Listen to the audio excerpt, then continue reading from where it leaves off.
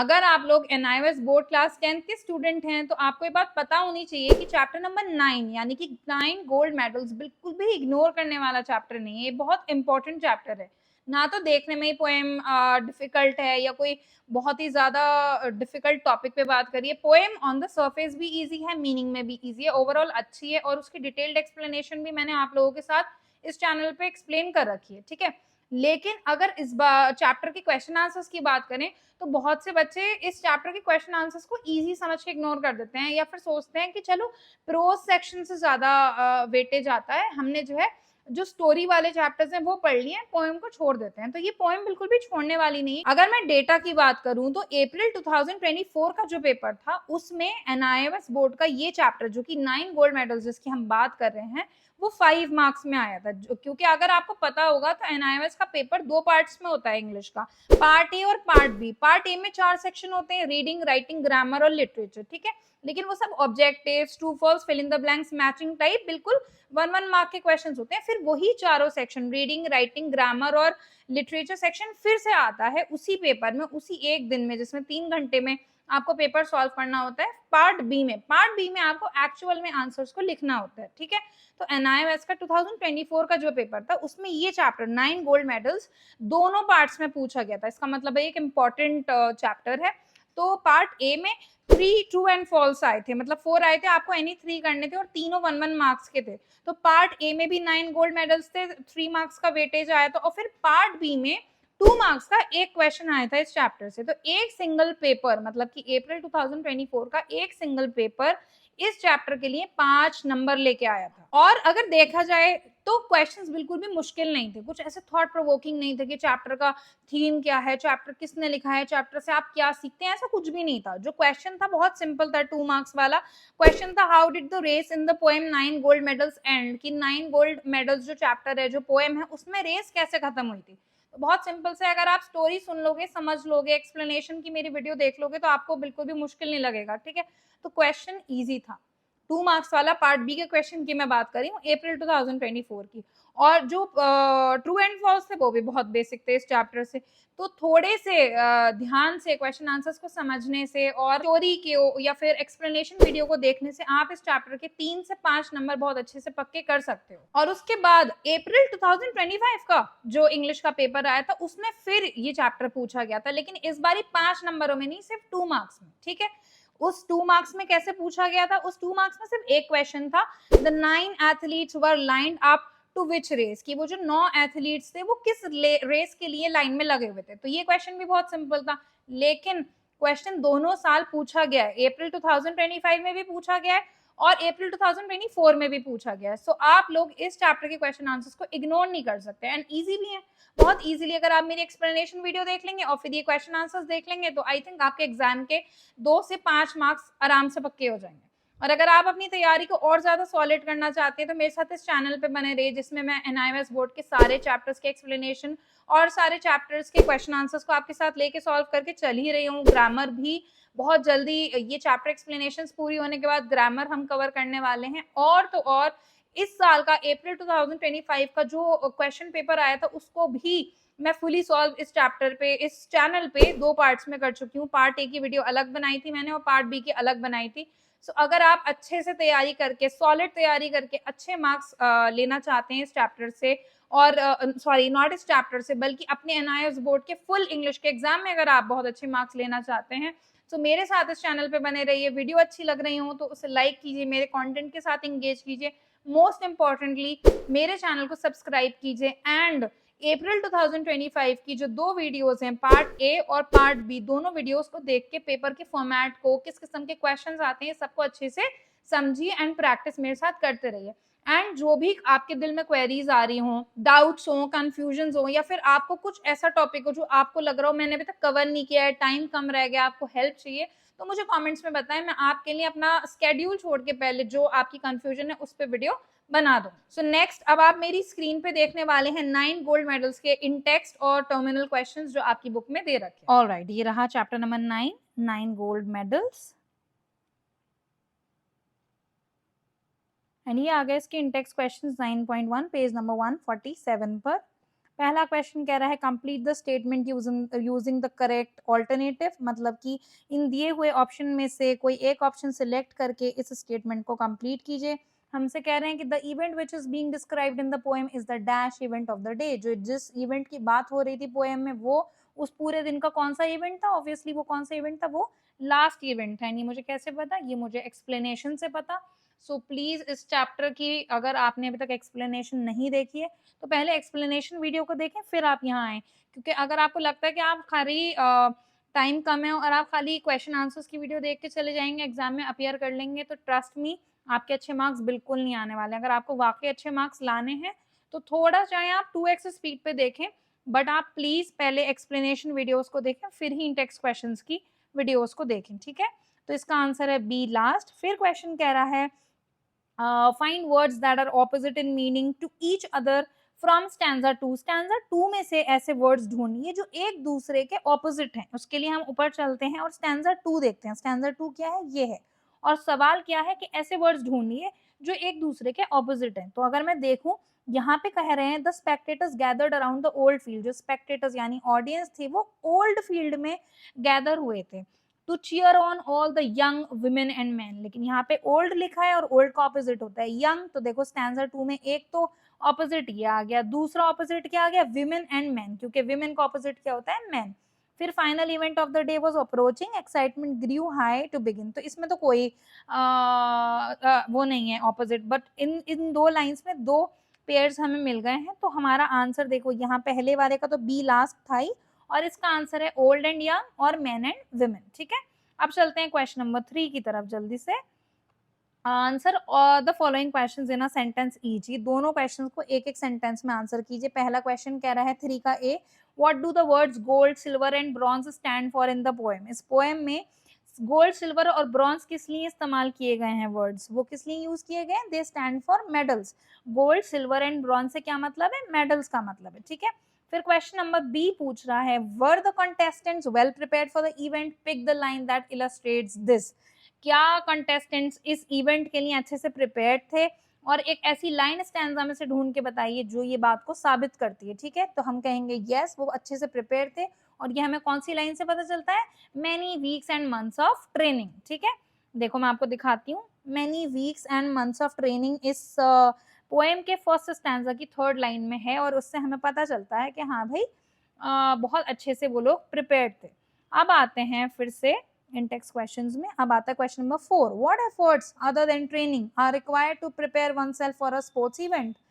क्या एफर्ट एक इंसान को एक स्पोर्ट्स इवेंट में अपने आप को प्रिपेयर करने के लिए लगाने चाहिए ट्रेनिंग के साथ साथ। और हिंट्स जो है नीचे दी हुई पिक्चर में, इसका मतलब है कहीं ना कहीं हिंट जो है वो ये कहता है कि हमें न्यूट्रिशियस फूड भी साथ में खाना चाहिए। ट्रेनिंग तो इम्पोर्टेंट है ही, लेकिन अगर आप कोई स्पोर्ट्स इवेंट में हिस्सा ले रहे हैं तो उसके साथ साथ बहुत इंपॉर्टेंट है कि आप अपनी हेल्थ और डाइट का भी ध्यान रखें। तो इसका आंसर मैंने लिखा है eat healthy food, do regular exercise, live in clean surroundings and get enough rest. क्योंकि इन्होंने एक एफर्ट नहीं पूछा, अगर एक एफर्ट पूछा होता तो मैं पिक्चर में से देख के सिर्फ और सिर्फ कह देती कि चलो हेल्दी फूड खाना चाहिए, और कोई तो पिक्चर दे नहीं रखी है।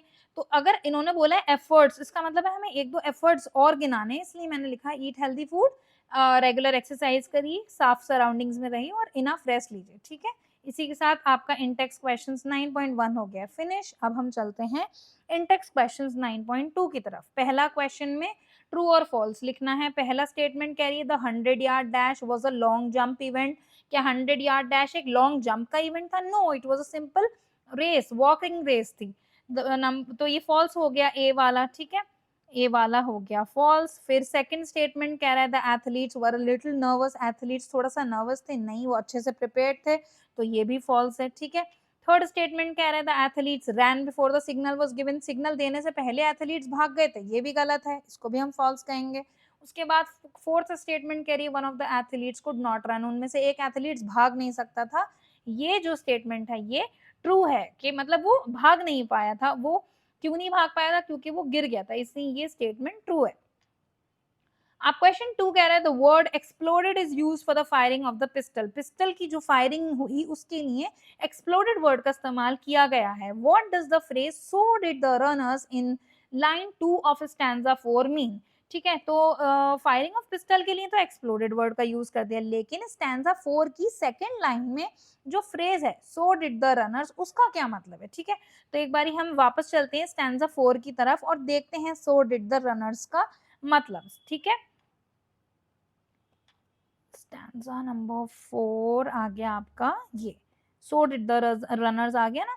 The signal was given, the pistol exploded, signal दिया गया, पिस्टल एक्सप्लोड हुई, and so did the runners all charging ahead, और फिर रनर्स ने क्या करना स्टार्ट किया, वो रनर्स भी जैसे ही सिग्नल दिया गया, जैसे पिस्टल एक्सप्लोड की गई, स्टार्ट की गई, ऐसे ही रनर्स ने भी भागना जो है बेसिकली स्टार्ट कर दिया। तो यहाँ पे सो डिड द रनर्स का मतलब है कि रनर्स ने पिस्टल के सिग्नल की आवाज पे भागना शुरू कर दिया। तो इसका आंसर जो मैंने आपके लिए लिखा है वो ये है, it means the runners immediately started running. इसका मतलब है कि रनर्स ने इमीडिएटली फायरिंग सुनकर भागना जो है वो शुरू कर दिया।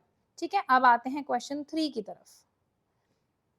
क्वेश्चन 3 कह रहा है how were the dreams of one of the contestants dashed in the dirt. इनमें से एक कंटेस्टेंट के जो ड्रीम्स यानी ख्वाब थे, जो सपने थे, वो कैसे डैश्ड इन द डर्ट हो गए थे, वो कैसे मिट्टी में मिल गए थे? तो इसका आंसर है he fell on the track and could not run so he lost his chance to win the race. वो जो है ट्रैक पे गिर पड़ा और भाग नहीं पा रहा था, इसलिए वो अपनी रेस को जीतने का जो चांस था उसको खो चुका था। अब कह रहे हैं notice how the words stumbled and staggered in line 3 of stanza 4 go together. Notice कीजिए कि स्टम्बल्ड और स्टैगर जो है, जो स्टैंजा 4 में लाइन 3 में यूज किए गए हैं दो वर्ड्स, ये एक दूसरे के साथ कैसे एक अच्छा मेल बना रहे हैं। Find a similar pair of words in stanza 5। और ऐसा ही एक पेयर ऑफ वर्ड जो एक दूसरे के साथ परफेक्टली मैच कर रहे हैं, एक दूसरे के मतलब को कॉम्प्लीमेंट कर रहे हैं, ऐसा ही एक पेयर ऑफ वर्ड्स ढूंढिए स्टैंजा 5 में से। तो चलते हैं ऊपर स्टैंजा 5 में। ठीक है, तो स्टैंजा 4 तो ये था जिसमें कहा गया था स्टम्बल्ड एंड स्टैगर्ड। अब स्टैंजा 5 ये है, तो इसमें क्या ऐसा वर्ड्स के पेयर हैं जो एक दूसरे के साथ परफेक्टली मैच कर रहे हैं? तो आई थिंक वो वर्ड्स हैं फ्रस्ट्रेशन एंड एंग्विश, क्योंकि जब फ्रस्ट्रेट इंसान हुआ, उस जो इंसान जो गिरा था वो खिसिया गया, उसी टाइम पे वो एंग्विश में आ गया, मतलब वो एक डीप पेन में आ गया, है ना, डिसअपॉइंटमेंट में आ गया। तो फ्रस्ट्रेशन एंड एंग्विश दोनों यहाँ एक दूसरे के साथ परफेक्टली मैच कर रहे हैं, तो इसका आंसर है फ्रस्ट्रेशन एंड एंग्विश। अब चलते हैं क्वेश्चन नंबर 5 की तरफ। Complete the following statement using the correct option from those given below. ठीक है, इन्होंने कहा है कि नीचे जो 3 आपको वर्ड्स दे रखे हैं, उन 3 वर्ड्स में से कोई एक वर्ड चुन के इस स्टेटमेंट को कंप्लीट कीजिए। स्टेटमेंट कह रही है the line the same goes for what next occurred creates. जो लाइन है जिसमें कहा गया है the same goes for what next occurred, वो क्या क्रिएट करती है, वो हमें क्या समझाती है? क्या वो एक अंडरस्टैंडिंग दे रही है, या कंफ्यूजन दे रही है, कंफ्यूज कर रही है हमें आगे क्या हुआ, या वो एक सस्पेंस क्रिएट कर रही है? वो लाइन क्या क्रिएट कर रही है? सस्पेंस, क्योंकि आप ये सोचोगे कि ऐसा क्या हुआ, नेक्स्ट आगे क्या हुआ। ठीक है, तो यहाँ पे आएगा सस्पेंस। फिर क्वेश्चन नंबर 6 कह रहा है suppose you were the contestant who fell down at the beginning of the race. Suppose कीजिए आप वो कंटेस्टेंट थे जो रेस की बिगिनिंग में ही गिर गए। ठीक है, what would you have done? आपने उस टाइम पे क्या किया होता? Discuss with your friends and right in a few sentences. अपने फ्रेंड्स के साथ डिस्कस कीजिए और चंद सेंटेंसेस में अपने आंसर को दीजिए। तो आपके लिए जो सैम्पल आंसर है वो मैंने लिखा है, I would try to get up and continue the race और wait for help if I was hurt badly. पहले तो मैं उठने की कोशिश करता और रेस को कंटिन्यू करने की कोशिश करता, लेकिन अगर मैं बहुत बुरी तरीके से इंजर हुआ होता, हर्ट हुआ होता, तो फिर मैं जो है मदद के लिए वेट करता। ठीक है, इसी के साथ इंटेक्स क्वेश्चंस 9.2 भी फिनिश हो गए हैं। अब आ जाते हैं इंटेक्स क्वेश्चंस 9.3 की तरफ, जिसमें कुल 4 क्वेश्चंस हैं। पहला क्वेश्चन कह रहा है explain the following phrases in a sentence और 2। जो दो आपको फ्रेजेस दे रखे हैं, एक या दो सेंटेंसेस में इन दोनों फ्रेजेस को समझाइए कि इनके क्या मतलब है। Pulled up on their heels का क्या मतलब है, और brought the boy to his feet का क्या मतलब है। ठीक है, तो pulled up on their heels का मतलब है it means the other runners stopped running, मतलब कि वो लोग जो है, जो बाकी के रनर्स थे, उन्होंने भागना जो है वो बंद कर दिया। And brought the young boy to his feet का मतलब है कि उन्होंने उस लड़के की उठने में मदद की। ठीक है, फिर क्वेश्चन 2 कह रहा है explain in your own words the meaning of the line the 100-yard dash now reduce to a walk. अब अपने अल्फाजों में बताइए इस लाइन का क्या मतलब है, the 100-yard dash now reduce to a walk. ये सबसे इंपॉर्टेंट क्वेश्चन है, इसको प्लीज स्किप मत करना, अच्छे से समझना। ये बहुत इंपॉर्टेंट क्वेश्चन है और अलग अलग फॉर्म्स में आपसे पूछा जा सकता है। It means they all walk slowly to the finish line instead of running. इसका ये मतलब है कि उन सब ने वॉक करना शुरू कर दिया फिनिश लाइन तक पहुंचने के लिए, इंस्टेड ऑफ रनिंग, भागने के बजाय उन सब ने फिनिश लाइन तक जो है वो चलना स्टार्ट कर दिया। अब क्वेश्चन 9 कह रहा है how would the 9 contestants have felt when they all reach the finish line together. जब उन 9 के 9 कंटेस्टेंट्स ने फिनिश लाइन को एक साथ रीच किया, वो सब वहां पहुंचे, उनको कैसा महसूस हुआ होगा और क्या वर्ड्स इंडिकेट करते हैं कि उन्हें क्या फील हुआ, और क्या आपको लगता है वो खुश थे because they had won the gold medal, why? क्या आपको लगता है कि उन्होंने गोल्ड मेडल जीत लिया था तो वो लोग खुश थे, और ऐसा आपको क्यों लगता है? ठीक है, तो इसका आंसर जो मैंने आपके लिए लिखा है वो ये है, they felt happy and United. उनको काफी हैप्पी लगा, काफी खुश लगा और यूनाइटेड लगा। यूनाइटेड का मतलब होता है एकता, ठीक है, तो उनको एकता भरा महसूस हुआ, बहुत खुश महसूस हुआ। और द वर्ड्स 9 बीमिंग फेसेस हमें ये चीज बताते हैं कि वो लोग आपस में जो थे बहुत खुश थे, ठीक है। They were happy not just because they won gold medal but because they help each other. वो लोग सिर्फ इसलिए खुश नहीं थे कि उन्होंने गोल्ड मेडल जीता, बल्कि वो इसलिए भी खुश थे क्योंकि उन लोगों ने एक दूसरे की मदद की, ठीक है। अब क्वेश्चन 4 कह रहा है how did the spectators react to this gesture of the 8 contestants. बाकी के 8 कंटेस्टेंट्स के द्वारा जो किया हुआ ये जेस्चर, जो ये एक्शन था, उस पे स्पेक्टेटर्स यानी पब्लिक यानी ऑडियंस का क्या रिएक्शन था? एंड आंसर ये है, they gave a standing ovation, clapped while standing and cheered for them. और जो ऑडियंस थी उन्होंने स्टैंडिंग ओविएशन दिया उन लोगों को और उनके लिए चीयर किया, उन लोगों की उत्साह बढ़ाया, बहुत खुश हुए। एंड स्टैंडिंग ओविएशन का मतलब होता है खड़े होकर किसी के लिए ताली बजाना, ठीक है। Now comes the terminal questions. तो पहला क्वेश्चन कह रहा है कि स्टेटमेंट्स को करेक्ट ऑप्शन का यूज करते हुए कंप्लीट करो। तो पहली स्टेटमेंट कह रही है कि the poem describes. The poem किस बारे में है? स्कूल के स्पोर्ट्स डे के बारे में? नहीं, मैं ऐसे पूरा नहीं पढ़ूंगी, मुझे पता है स्पोर्ट्स डे के बारे में ये नहीं है। स्पोर्ट्स इवेंट है लेकिन विमेन के बारे में नहीं है। National sports event for the differently abled, ये एक स्पेशल ओलंपिक्स था ना, डिफरेंटली एबल्ड लोगों के लिए था, तो इसका आंसर है सी। फर्स्ट का आंसर है सी, ठीक है, सी हो गया। अब आता है question statement number second, the contestants of the race received a standing ovation because. जो रेस के कंटेस्टेंट्स थे उनको एक स्टैंडिंग ओवेशन क्यों मिला था? They are challenged in various ways and not used to sports, की वो कई वे में चैलेंज्ड हैं और स्पोर्ट्स के आदि नहीं, नहीं ऐसा कुछ नहीं था। सेकंड स्टेटमेंट कहता है they thought it more important to help than to get a medal. यहाँ पे इट वॉज आएगा कि उनको लगा था कि एक दूसरे की मदद करना ज्यादा इंपॉर्टेंट है किसी भी मेडल को जीतने से इंपॉर्टेंट है, ठीक है, यही इसका आंसर है, क्योंकि थर्ड स्टेटमेंट फिर भी पढ़ना इंपॉर्टेंट है। और थर्ड स्टेटमेंट कहता है they don't like competition and don't care about winning. उनको कंपटीशन पसंद नहीं था, जीतने की उन्हें कोई खास चाहत नहीं थी, इसलिए उन लोगों को स्टैंडिंग ओवेशन मिला नहीं। तो इसका आंसर है कि उन लोगों ने किसी एक दूसरे की मदद करने को ज्यादा तरजीह दी मेडल जीतने के मुकाबले, इसलिए पब्लिक ने उनको स्टैंडिंग ओवेशन दिया, ठीक है, तो इसका आंसर है बी। अब क्वेश्चन नंबर 2 पूछ रहा है who won the race and how explain it in about 50 words. किसने रेस जीती और कैसे जीती? 50 वर्ड्स में अपना आंसर दीजिए। All 9 contestants won the race, सारे के सारे 9 कंटेस्टेंट्स ने रेस को जीता। One boy fell and the other 8 stopped, एक लड़का गिरा तो बाकी के 8 भी रुक गए। वेंट बैक, बाकी के 8 जो रुके तो फिर वो पीछे भी गए, एंड हेल्प हिम, और उसकी मदद की। Then they all walk together to the finish line, और फिर वो सब के सब 9 लोग वॉक करके फिनिश लाइन तक एक साथ पहुंचे। उनको गोल्ड मेडल्स दिए गए अपनी काइंडनेस और ट्रू स्पोर्टमैनशिप के लिए, ठीक है।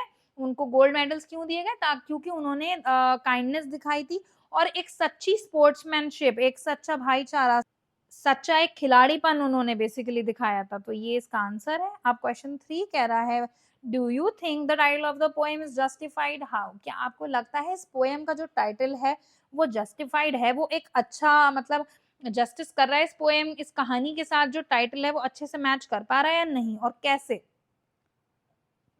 इसका आंसर है yes, because all 9 got gold medals. हाँ भाई, सभी लोगों को 9 गोल्ड मेडल्स मिले ना।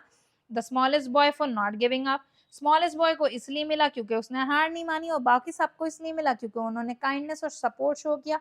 इसलिए जो इस पोएम का टाइटल है वो बिल्कुल परफेक्टली मैच करता है इसकी स्टोरी से। अब आता है question number 4, what is the central idea of the poem. इस पोएम का सेंट्रल आइडिया यानी कि थीम क्या है इस पोएम की? और वो ये है कि हमें एक दूसरे की मदद करनी चाहिए, काइंडनेस दिखानी चाहिए, ठीक है। तो helping and caring for others is more important then just winning, ठीक है। एक दूसरे की मदद करना, एक दूसरे का ख्याल करना किसी भी जीत से बढ़ के है, किसी भी जीत से ज्यादा इम्पोर्टेंट है. So the central idea of the poem, the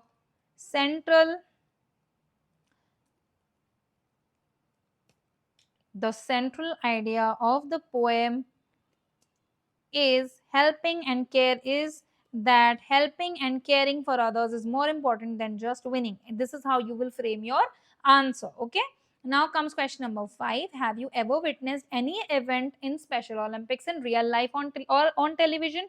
Describe it briefly. क्या आपने कभी किसी भी स्पेशल ओलंपिक्स को रियल लाइफ में या टेलीविजन पे देखा है और आपने क्या देखा है उसको डिस्क्राइब कीजिए. ठीक है, तो इसका आंसर है yes, I have seen special Olympics on television.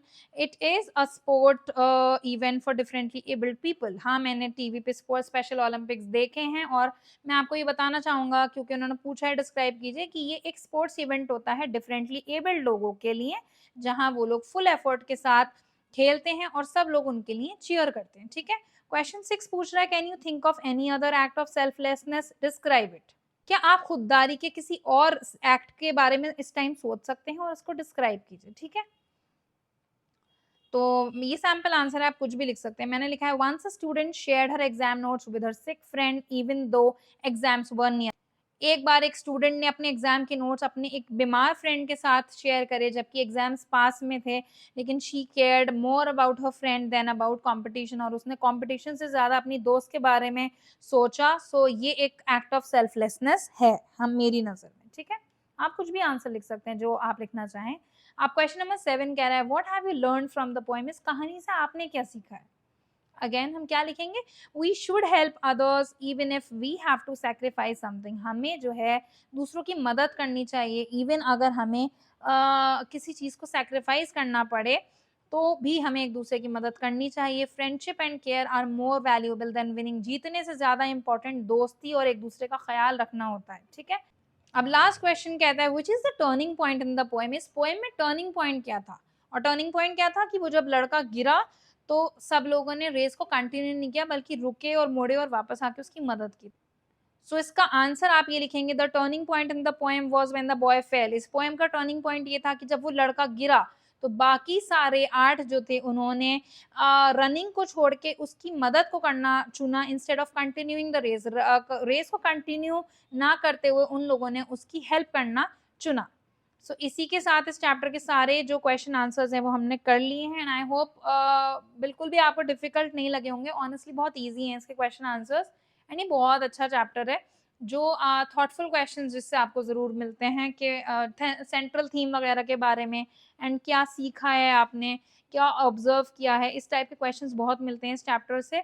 So I hope आपको समझ में आया होगा और कोई भी दिक्कत हो तो मुझसे कमेंट्स में ज़रूर डिस्कस कर लीजिए. हाँ जी, तो ये थे सारे क्वेश्चन आंसर्स 9 गोल्ड मेडल्स के. एंड आई होप आपको सबके आंसर समझ में आए होंगे. और अगर कोई भी आंसर अभी भी लगा हो कि ये मुश्किल था या इससे बेटर मैम हमें लगता है हम ये लिख सकते हैं बट हमसे ये आंसर बन नहीं रहा है, मुझे कमेंट कीजिए. I will help you in framing the answers. And कोई भी कंफ्यूजन हो या आगे किसी और चैप्टर में मदद चाहिए हो तो बस मेरे साथ कमेंट्स में एंगेज कीजिए, बात कीजिए, मुझसे पूछिए कि आपके क्या कंफ्यूजन है या मुझे कंटेंट के आइडियाज दीजिए. एंड आई होप आपकी तैयारी बहुत अच्छी चल रही है. अगर वीडियो अच्छे लग रहे हो तो प्लीज इस चैनल को सब्सक्राइब करें, मेरी वीडियो को लाइक करें, अपने क्लासमेट्स अपने फ्रेंड्स के साथ शेयर करें एंड मेरे साथ इस स्टडी जर्नी पे बने रहिए. Thank you so much for watching. Bye.